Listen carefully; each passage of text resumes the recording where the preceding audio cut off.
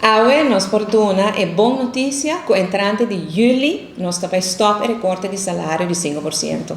Di trabalhador público e semipúblico e entrante promedio de januário 2023 está eliminar full e recorte de 18,6%. E se nos acaba de chegar na acordo com a Holanda e nós agora informar que o ministerat na Holanda aue toma decisão aqui. Claro, e nós agora concretizar no Conselho de Ministros de Reino, perché è importante per o acaba di una notizia importante aqui. Nós ha negociado em último luna aqui intensamente para nós chegar assim a leu. Já de ano passado, outubro, nós pedimos Holanda para permitir-nos, para pôr de nos pressuposto de ano aqui, e fundo para nós por pagar back e de 2 metade de ano.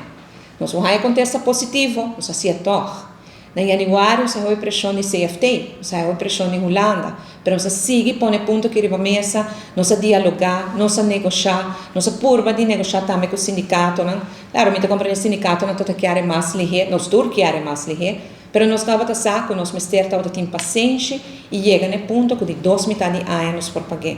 Nós ganhamos caso na corte contra o sindicato não também, nós sigue negociar com Holanda, nós põe mais pressão de negociação e agora que nós assinaleu, qualquer decidir com o entrante de julho, passar para nosso próprio pressuposto, nós paga 5% na trabalhador do setor público e semipúblico e outro ano folha de 2,6%.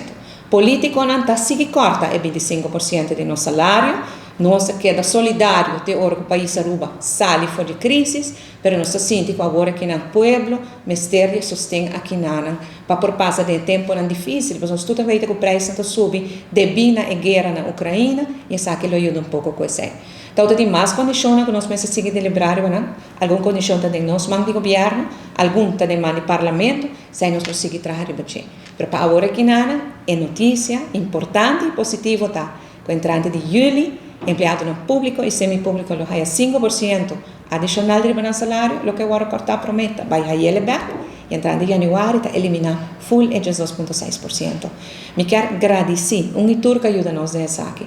A negociação não está fácil, mas nós temos bom equipo. Me quero agradecer sindicato, trabalhador, povo de Aruba por paciência e me sabe que não está fácil.